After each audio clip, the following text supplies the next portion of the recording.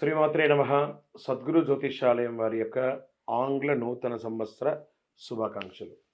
మా ప్రేక్షక మిత్రులందరికీ కూడా ఈ 2025 ఆంగ్ల నూతన సంవత్సరం ఎన్నో గొప్ప వసంతాలు రావాలని మనస్ఫూర్తిగా ప్రార్థన చేస్తున్నాను.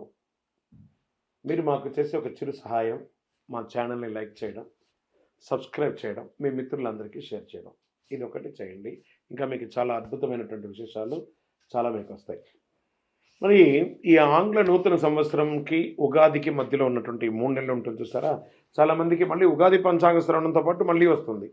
కానీ ఈ 3 నెలల గ్యాప్లలో ఏమేమి జరగబోతున్నాయి, ఓవరాల్ ఇయర్ ఎలా జరగబోతున్నాయి అనేది మనం చూసుకుంటాం.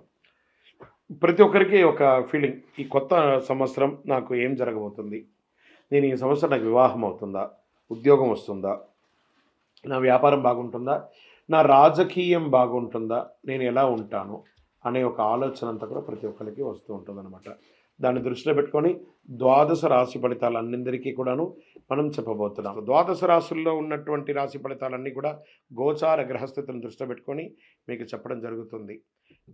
మళ్ళీ చెప్తున్నాను, రాశి ఫలితాలు అన్నది పడుతున్న వర్షానికి ఒక గొడుగే, కానీ రాశి ఫలితాలు జీవితం కాదు. మీరు మిమ్మల్ని నమ్మండి, మీ ఇష్టదైవాన్ని నమ్మండి, దైవ ప్రార్థన చేయండి. ఇంకను మీ రాశి ఫలితాలన్నీ పొందాలని అనుకుంటున్నవారు మీ పరిసర ప్రాంతాల్లో ఉన్నటువంటి సద్గురువుల్ని ప్రార్థించండి. వారి దగ్గర పోయి మీ యొక్క date of birth, time of birth తెలపండి. లేదా మా ద్వారా తెలుసుకోవాలనుకుంటున్నారా, ఈ కింద ఉన్న నెంబర్కి వాట్సప్ చేయండి. ఈ అయ్యప్ప సీజన్ ఉండడం వల్ల జనవరి వరకు చాలా బిజీగా ఉంటాం కాబట్టి జనవరి తర్వాత వ్యక్తిగత జాతకాలు చెప్పడం జరుగుతుంది. మీ ఏ వివరాలైనా వాట్సప్ చేయండి, మా అడ్మిన్ మీకు రిప్లై ఇస్తూ ఉంటారు. విజయవస్తు. సింహరాశి మిత్రులారా, 2025 ఆంగ్ల నూతన సంవత్సరం మీ జ్యోతిషాస్త్ర ప్రకారం గోచార రీతి ప్రకారంగా సూర్యుడు మీకు అధిపతిగా ఉన్నాడు. కొత్త ఏడాదిలో ఈ రాశి వారికి కొత్త అవకాశాలు, సరికొత్త సవాళ్ళు కూడా ఎదుర్కొనే అవకాశాలు ఉన్నాయి. కెరీర్ పరంగా ప్రత్యేక శ్రద్ధ వహించాలి. వ్యక్తిగత సమస్యలతో పాటు ఆరోగ్యంగా కూడా కాస్త మిశ్రమంగా ఉంటుంది. కానీ ఈ ఇయర్ మీకు చాలా బాగుంటుందని ముందే చెప్పాను నేను. ఈ రాశి నుంచి శనిదేవుడు 7వ 8వ స్థానంలో ఉండడం వల్ల వ్యక్తిగత సమస్యలు మీకు వచ్చేవన్నీ కూడా ఇన్కమ్ సోర్స్ అంతా కూడా కొంచెం ఆలస్యమయ్యే అవకాశాలు ఉన్నాయి, కానీ వస్తుంది. అయితే గురుడు 10, 11 స్థానాల్లో ఉండడం వల్ల ఆర్థిక పరంగా మెరుగైన ఫలితాలు పొందే అవకాశాలు ఉన్నాయి. ఏడాది చివరిలో శుభ ఫలితాలు చాలా ఎక్కువ ఉంటుందని కూడా చెప్పచ్చు. కొత్త సంవత్సరంలో సింహరాశి వారికి ఏ శుభాశుభ ఫలితాలు ఎలా అని చూస్తే, ఆర్థిక పరంగా మెరుగైన ప్రయోజనాలు పొందడంతో పాటు ఊహించని డబ్బు వచ్చే అవకాశాలు ఉన్నాయి. భూమి ద్వారా, స్పెక్యులేషన్ ద్వారా, వ్యాపారం ద్వారా, ఉద్యోగం ద్వారా అన్ని రకాలుగా అద్భుతాలు పొందుతారు. మీ యొక్క భౌతికమైనటువంటి కోరికల కోసం ఎక్కువ ఖర్చు పెట్టుకుంటారు మీరు.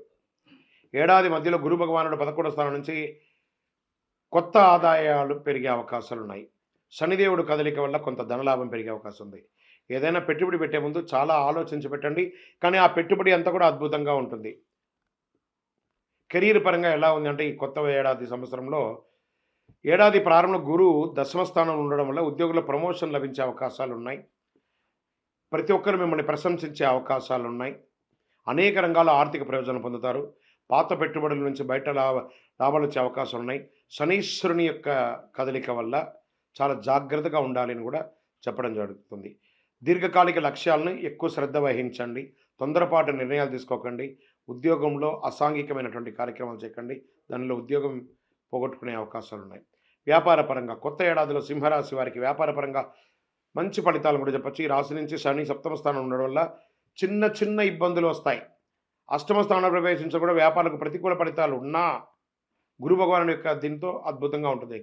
పెట్టుబడులు పెట్టడంలో చాలా రిస్క్ తీసుకోవాల్సి ఉంటుంది. రిస్క్ తగ్గ ఫలితం కూడా పొందుతారు. రాబు ప్రభావంతో వ్యాపారులకు చిన్న చిన్న నష్టాలు ఎదురయ్యే అవకాశాలు ఉన్నాయి. కొత్త సంవత్సరంలో వ్యాపారులు కొత్త ప్రయోగాలు చేసేయడానికి కొంచెం ఆలోచించి చేయండి, కానీ చేయండి, ప్రయత్నం అయితే చేయండి. ఎవరిని గుడ్డిగా నమ్మకండి, అది మాత్రం చెప్పడం జరుగుతుంది. మీ ప్రేమ జీవితంలో ప్రేమికులుగా ఉన్నవాళ్ళు మిశ్రమ ఫలితం చెప్తుంది. భార్యాభర్తల మధ్య సఖ్యత లోపం అవుతుంది, కొంత జాగ్రత్త పడండి. అన్నదమ్ముళ్ళు, అక్కచెల్ల, తల్లిదండ్రుల మధ్య కాస్త సఖ్యత లోపం అవుతుంది. కూర్చొని మాట్లాడి సరిదిద్దుకోండి. వివాహాల కోసం ప్రయత్నం చేసే వాళ్ళకి ఇది ఒక మంచి సమయం అని కూడా చెప్పచ్చు. కాలం గడిచే కొద్దీ గురు భగవానుడు 11వ స్థానంలో ప్రవేశించడంతో పరిస్థితులు చాలా చక్కబడతాయి. సంబంధాలు మెరుగుపడతాయి. సామాజిక గౌరవం మెరుగుపడుతుంది.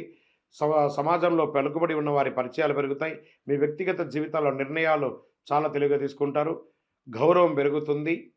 కుటుంబ జీవితంలో మీకు అన్ని రకాల మద్దతు పొందే అవకాశాలు, గురు శని ప్రభావంతో మిశ్రమ ఫలితాలు పొందినా ఇంట్లో ప్రశాంతమైనటువంటి వాతావరణం ఉంటుంది. నూతన గృహం కట్టుకునే అవకాశాలు ఉన్నాయి, లేదా భూమి కొనుక్కునే, వాహనం కొనుక్కునే, ఆభరణాలు కొనుక్కునే అవకాశాలు బాగా కనబడుతున్నాయి. ఏడాది పొడవునా సానుకూలంగానే ఉంటుందని చెప్పచ్చు. మే తర్వాత చాలా అద్భుతంగా ఉంటుందని చెప్పచ్చు. విద్యారంగంలో వారికి విద్యార్థులు చాలా కష్టపడి చదవాలి మొదటి 3 నెలలు. దాని తర్వాత ఉన్నత విద్యను అభ్యసించాలని కోరుకునే వారికి ఖచ్చితంగా మీ కోరిక నెరవేరుతుంది. న్యాయ రంగంలో, విద్యారంగంలో, డాక్టర్ రంగంలో చదువుకున్న వాళ్ళకందరికీ వీళ్ళన్నీ కూడా చాలా అద్భుతమైనటువంటి అవకాశాలు కనబడుతున్నాయి. మొత్తానికి విద్యారంగం మొత్తం మీరు కోరుకున్న యూనివర్సిటీలో మీరు సీట్లు పొందడమే కాకుండా అద్భుతమైన ఫలితాలు కూడా పొందే అవకాశాలు చాలా బాగున్నాయి. ఇంకా ఆరోగ్యంగా తీసుకుంటే రాహుకేతుల ప్రభావంతో ఆరోగ్యపరంగా కొంచెం ఇబ్బందులు పడే అవకాశాలు ఉన్నాయి. చిన్న చిన్న ఇబ్బందులు. ఈ వైద్యపరమైనటువంటి సపోర్ట్స్ ఎప్పుడు కావాలి, మాస్టర్ చెకప్ ఒకసారి చేసుకోండి. అది చేసుకున్న తర్వాత ఏమైనా వైద్యపరంగా ఏమైనా సపోర్ట్ తీసుకోవాలంటే తీసుకోండి. స్ట్రెస్ కూడా బాగా ఉంటుంది. కొంచెం నర్వస్ సంబంధించిన రిలేటెడ్ కొంత ఉంటుంది. స్పాంటలైజ్ కానీ లేదా వెన్నెముకకు సంబంధించినవన్నీ కూడా ఇబ్బంది వచ్చే అవకాశాలు ఉంటాయి. జాగ్రత్త పడండి. వాహనం నడిపేటప్పుడు జాగ్రత్త. షూరిటీ సంతకాలు ఎవరికి పెట్టకండి. గ్యారంటీ సంతకాలతో ఉండకండి. దానివల్ల మీరు ఇబ్బంది పడే అవకాశాలు ఉన్నాయి. ఈ సమయంలో మీరు చేయవలసిన పనుల్లో కూడాను సుబ్రహ్మణ్య స్వామి వారి ఆరాధన ఎక్కువ చేయండి. ప్రతి మంగళవారం సుబ్రహ్మణ్య స్వామికి పాలాభిషేకం చేయండి. 6 అనే ఒక సంఖ్య మీకు చాలా కలిసి వస్తుంది. పింక్ కలర్ ఈ సంవత్సరంలో అంతా కూడా మీకు చాలా కలిసి వస్తుందని కూడా చెప్పడం జరుగుతుంది. హనుమాన్ చాలీసా పారాయణం చేయండి. ఆంజనేయ స్వామికి ఆకు పూజ చేయండి. ఇంకనూ అతి శక్తివంతమైనటువంటి కరుంగాలి మాలను ధరించండి. దీన్ని ధరించడం వల్ల ఆరోగ్యపరంగా, ఐశ్వర్యపరంగా, ఆనందపరంగా మీరు అద్భుతంగా ఉంటారు. ఇంకనూ సకల దోషాలు తొలగి ఆనందంగా ఉండడానికి నేను దైవ ప్రార్థన చేస్తాను. విజయోస్తు. స్వామి పెద్దపాదం ఎలా ఉంది, ఈసారి ఎలా ఏర్పాట్లు చేశారంటే చాలా అద్భుతంగా ఉంది. ఎరుమేలి, పేరూరు తోడు, కాళికట్టి ఆశ్రమం, అழுదా ఏట్రం, అழுదా ఎరకం, కరీలాందోడు, కరిమల ఏట్రం, ఇంజిపారకోట, కరిమల ఎరకం, పెరియానవట్టం, చెరియానవట్టం, పంపా నది వరకు చాలా ఏర్పాట్లు. పారామిలిటరీ వాళ్ళు కూడా, ఫారెస్ట్ వాళ్ళు కూడా అద్భుతమైనటువంటి ఏర్పాట్లు చేశారు. ధైర్యంగా శబరిమలకి వెళ్ళండి. మీతో పాటు ఒక వాటర్ బాటిల్ తీసుకొని వెళ్ళండి చాలు. అన్ని రకాల ఏర్పాట్లు అక్కడ ఉన్నాయి.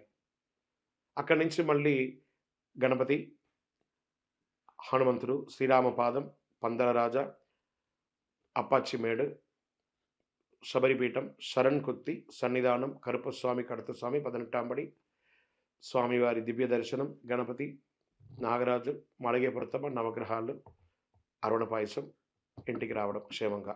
ఇది యాత్రలో విశిష్టత. శరణమయ్యప్ప. ఈ యొక్క ఇరుముడిలో వేసే డబ్బులు వేస్తారు కదండి, అది మేము తెచ్చుకోవచ్చా, మేము వాడుకోవచ్చా? మహాపాపం అండి. అందులో వేసిందంతా శివసొత్తు. ఆ ఇరుముడిలు వేసే ప్రతి రూపాయి స్వామివారి హుండీలోనే వేయాలి. అలా కాకుండా తెచ్చుకుంటే నాకు జ్వరం తగ్గాలని ఒకడు, నాకు షుగర్ తగ్గాలని ఒకడు క్యాన్సర్ తగ్గాలని ఒకడు అలా వేసి ఉంటారు కదా, అవన్నీ తెచ్చుకుంటే మనం గుండు గుత్తగా అన్నీ తెచ్చుకున్నట్టే. అవన్నీ మనకు వస్తాయి. కాబట్టి అవన్నీ కూడా స్వామివారి హుండీలో వేయండి. స్వామివారి దేవాలయ అభివృద్ధికి ఉపయోగపడుతుంది. కానీ ఇరుముడిలో వేసే సొమ్ము మీది కాదు. మీరు కష్టపడి తీసుకెళ్ళిందే మీది. ఇరుముడిలో వేసేంత భక్తులు ఇచ్చిన కానుకను అందరూ ఉండిలో వేయలేక ఈ ఇరుముడి అనే ఉండిలో వేస్తున్నారు. దాన్ని తీసుకుపోయి ఉండిలో వేయాలి. శరణమయ్యప్ప. పడి పూజలో మేము వెళ్ళామండి. కొన్ని రోజులుగా మాకు తాంబూలాలు ఇస్తున్నారు. దాన్ని మేము ఏం చేసుకోవచ్చు స్వామి? చక్కటి ప్రశ్న ఇది. మీ ఇరుముడి సామాన్లు కొనండి. మీరు తెచ్చుకున్నది కాదు కదా, ఇతరులు ఇచ్చిందే కదా. ఇరుముడి సామాన్లు కొనండి. లేదా వాళ్ళు ఇచ్చిన డబ్బులు కూడా అవకాశం ఉంటే ఉండిలో వేయండి. దేవాలయ అభివృద్ధికి ఉపయోగపడుతుంది. లేదా మీ పరిసర ప్రాంతాల్లో ఉన్న అయ్యప్ప స్వామి దేవాలయం హుండీలో వేయండి. శరణమయ్యప్ప. వైకుంఠ ఏకాదశి 2025 జనవరి 10వ తారీఖున వస్తుంది. అద్భుతంగా అందరూ కూడాను దైవ ప్రార్థన చేయండి, ఉత్తర దర్శనాలు చేయండి. విశేషమైనటువంటి ఫలితాలు పొందుతారు. శరణమయ్యప్ప. గురుగారు, మేము యాత్రకు వెళ్ళేటప్పుడు కొంతమంది అడుక్కుంటారండి, నాకు డబ్బులు లేవు ఇవ్వండి, నేను యాత్రకు వెళ్తానంటే అలాంటి వాళ్ళని ఎంకరేజ్ చేయకండి. వాడికి డబ్బులు లేకపోతే వాడు ఎందుకు యాత్రకు పోతాడు? పరిసర ప్రాంతాలు ఎక్కడన్నా ఇరుముడి ఇవ్వనండి. అంతేకాని అడుక్కొని యాత్రకు వెళ్ళకండి. అయ్యప్పను కించపరచకండి. అంతకంటే దౌర్భాగ్యం ఇంకోటి లేదు. శరణమయ్యప్ప.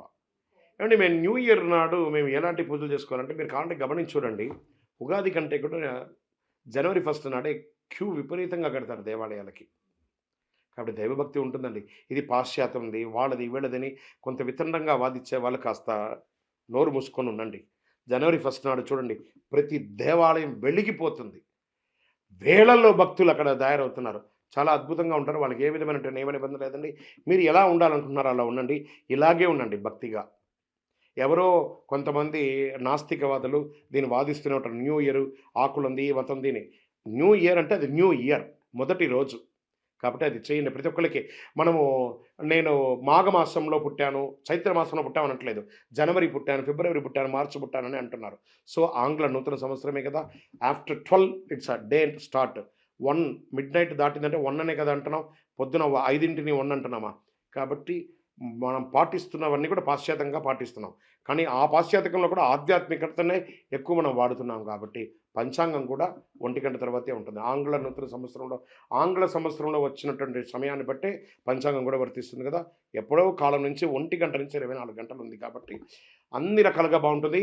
మీరు కావాలంటే చూడండి ఉగాది రోజు మనము భక్షాలు, పులిహోర చేసుకుంటూ ఇంట్లో బిజీగా ఉంటామే కానీ దేవాలయాలకి 10% కూడా వెళ్ళం. మన ఇంట్లో పూజలు, మామిడి తోరణాలు ఇందులో బిజీగా ఉంటాం. కానీ జనవరి 1 99% అందరూ దేవాలయాలకెళ్తాం. అవునా కాదా? ఈవెన్ మీ కెమెరామెన్‌లు కూడా చెప్పండి. అవునా కాదా? ఇదే నిజం.